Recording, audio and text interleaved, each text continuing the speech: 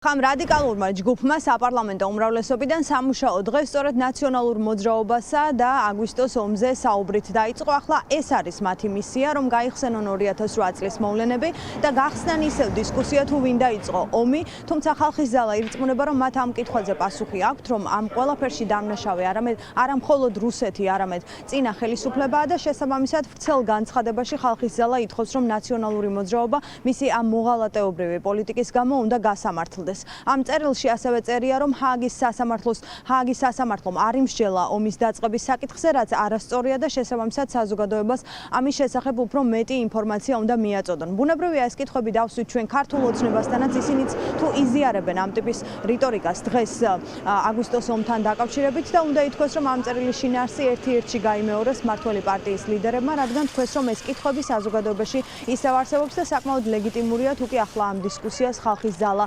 გახსნის, რადგან მმართველი პარტია ამბობს, რომ სამართლებრივი ანალიზი 2008 წლის აგვისტოს ომის დაწყებასთან დაკავშირებით და დამნაშავეებთან დაკავშირებით ისევ უნდა გაკეთდეს, მიუხედავად იმისა, რომ ჰააგის სასამართლომ ქართველი მებრძოლების ბრალეულობა არ გამოავლინა. მიუხედავად იმისა, რომ სტრასბურგში არ ყოფილა წინასწარი განხილვა იმ თემის, თუ ვინ დაიწყო და როგორ დაიწყო ეს ომი, ერთადერთი რაც ვიცით დოკუმენტი არსებობს, რომელსაც კაცმოძრაობა ხელს აწერს, რომ ომი საქართველომ დაიწყო და შემდგომ ჰააგაში ჩვენ დავადასტურეთ, რომ საქართველოს ჯარისკაცებს ამაში არანაირი ბრალი არ მიუძღვით და ამას დაუძახო ეხლა რუსეთის ინტერესები.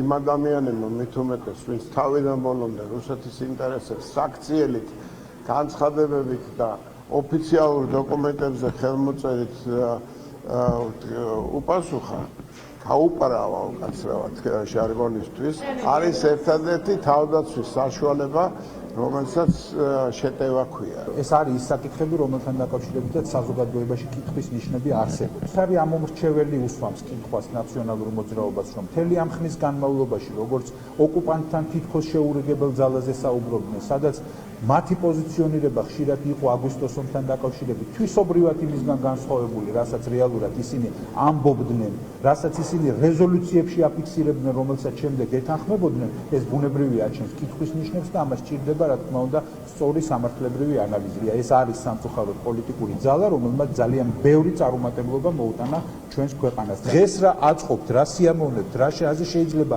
ხულას იწერდნენ, ამის მიღმა არის გაცილებით მნიშვნელოვანი, რომ რეალურად ამას დაერქვას ყველაფერს თავის სახელი. Am განცხადებებიდან გამომდინარე ოპოზიციას ეჭვი არ ეპარება, რომ ეს არა ხალხის ძალის მიერ მომზადებული წერილია, სადაც ისინი ნაციონალურ მოძრაობას ადანაშაულებენ აგვისტოს ომის დაწყებაში, არამედ ამ ყველაფრის უკან დგას სწორედ ქართული ოცნება, რომელიც კარნახობს მის რადიკალურ დაჯგუფებას, რომ ისაუბრონ იმ თემებზე, ისეთ თემებზე,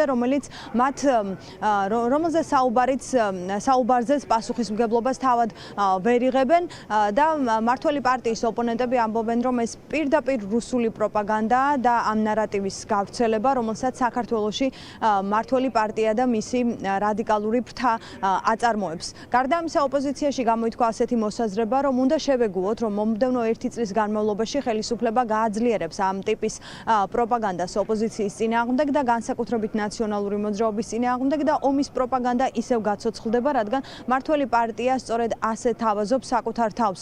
ამ მომრჩევლებს ახალს ვერაფერს თავაზობს და შესაბამისად მხოლოდ ოპონენტები ლანძღვით და ამ ტიპის განცხადებებით ის შეეცდება, რომ მომდევნო 1 წლის განმავლობაში გავიდეს ფონს. გარდა ამისა, ოპოზიციაში ასევე ამბობენ, რომ ხელისუფლების ინტერესი არ არის ევროინტეგრაცია და სწორედ ამ პროცესის ხელშესაშლელად ისინი შეეცდებიან, რომ გააგრძელონ ამ ტიპის განცხადებები. ოპოზიციაში ასევე გაიხსენეს, რომ ჰააგის სასამართლო მიიღო უკვე გადაწყვეტილება, სადაც ქართველი მებრძოლები არ იქნენ დამნაშავეებად გამოცხადებული და ხელისუფლების ეს მტკიცება არის უსაფუძვლო. ხალხის ძალა არის რუსული რბილი ძალის გაგრძელება და მინდა თქვენ კარგად იცოდეთ, რომ ხალხის ძალას აქვს 1+1 ქართული ოცნებისგან, ისინი რეალურად რასაც ფიქრობენ, იმას საუბრობენ და გამოაქვს საჯაროს და არ მალავენ თავიანთ პრორუსულობას, განსხვავებით ქართული ოცნებისგან, თორე რეალურად ისინი ერთნი არიან, ქართული ოცნება და ხალხის ძალა კი არ ეთქოს ამას, ეს რუსეთი ითხოვს. ჩვენი სამხედროების გასამართლებას ეს რუსეთი ითხოვს.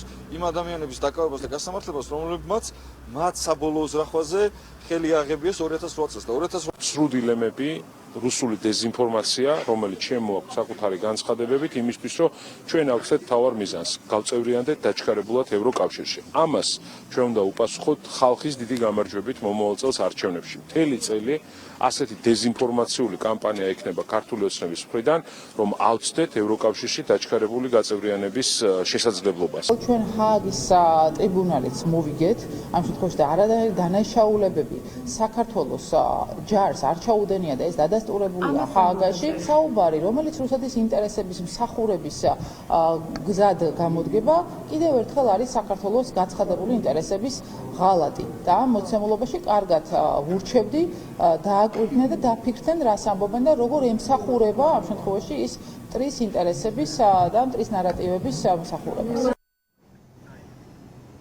ხალხის ძალამ ამ დილით გამოაქვეყნა ეს ვრცელი წერილი აგვისტოს ომთან დაკავშირებით. არადა ჰააგის სასამართლომ ჯერ კიდევ გასულ წელს ზუსტად ამ დროს დაასრულა აგვისტოს ომთან დაკავშირებით საქმის წარმოება და დაადგინა, რომ ქართველ მებრძოლებს ბრალეულობა აგვისტოს ომში არ მიუძღვით, თუმცა ამის მიუხედავად სავარაუდოდ ხალხის ძალა ისევ გააგრძელებს ნარატივს, რომ აგვისტოს ომის დამნაშავეებს შორის უნდა ვიგულისხმოთ ნაციონალური მოძრაობა და იმდროინდელი ხელისუფლების ლიდერები, რომლებიც ხალხის ზალის და ქართული ოცნების მტკიცებით პროვოცირებდნენ და ისინი იყვნენ სწორედ ამ კონფლიქტში ჩართულები.